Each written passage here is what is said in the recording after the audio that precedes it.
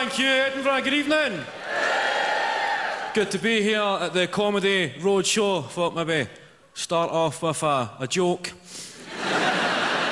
So, I seen a sign that said, "Have you seen this man?" So I phoned up and I said, "No."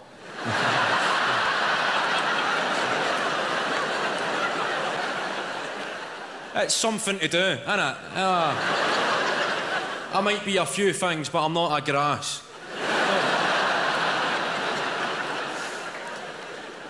So it's good to be in Edinburgh. I'm actually from Glasgow myself.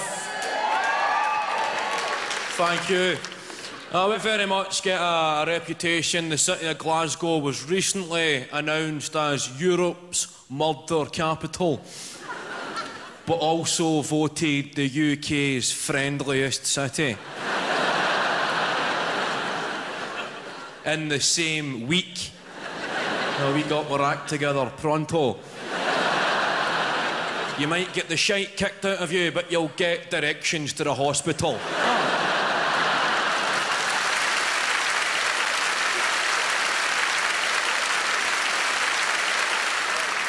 Nice people. A bit mental, but a friendly mental. I also remember my first ever altercation with a friendly madman. Right. It was about midnight. I was standing at a bus stop, waiting on a bus. That's the way I play the game, right? That's how I roll. At the bus stop, waiting on a bus, two people sat beside me. They were doing something similar, and everybody was having a good time. Sounds a bit far-fetched, but it's based on a true story. So everyone's there getting their bus stop on when a friendly madman showed up. A guy. He was across the road, and he shouted, "Hoi, you! Hoi, you! Aye, you!" Now, when you're at a bus stop at midnight and somebody instigates a conversation with "Hoi, you! Hoi, you! Aye, you!" you kinda shite yourself.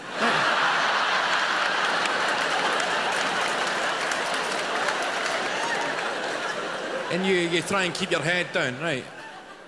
And then the guy shouts, "Hoi, fat boy! Fatty!"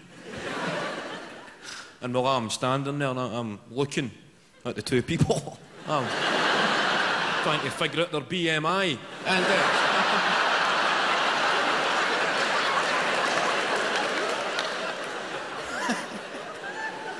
because one of us is about to become a statistic, right?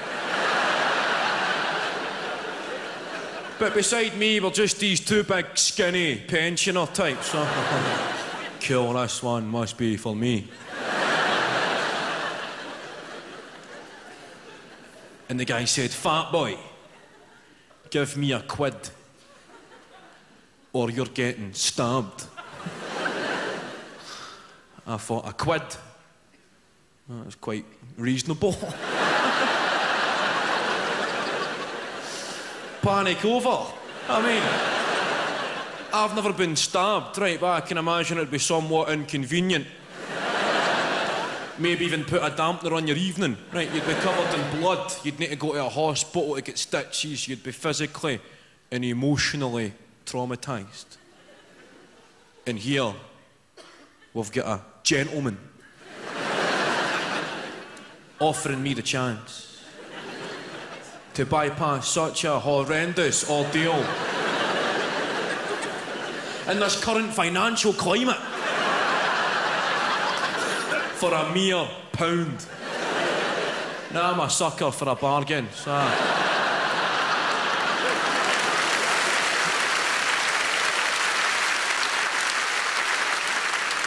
In Edinburgh, you're talking at least a £5, aren't you?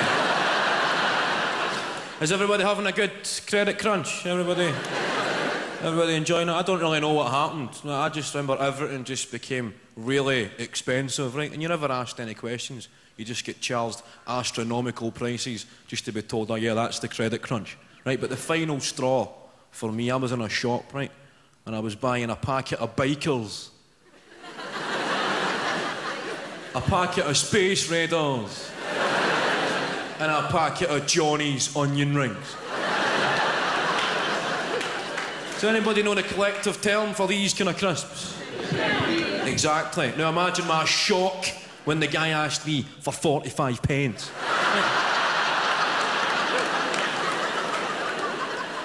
Now when 10p crisps are costing 15p, that's when I began to take an interest in economics.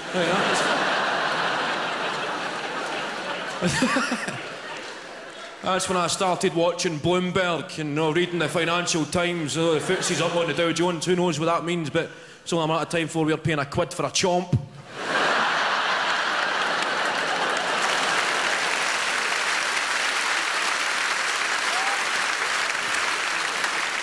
See, I was never like the rich. I don't come from like a wealthy background, but I don't come from a poor background. I was always the kind of in-between guy. Like, remember the first day back at school after the summer holidays? That was the day you found out what class you were in.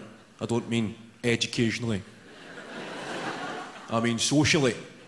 Right? No, I would never look at the rich kids I was never one of them that would come strolling in and have a suntan and a new school bag. But I was never one of the ones that would come in with like a black eye and a new second name.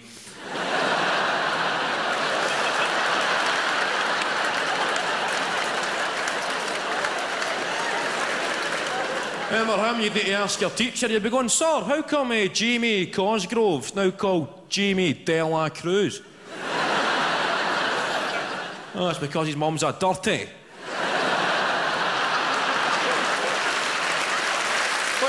That's all for me. Thank you all.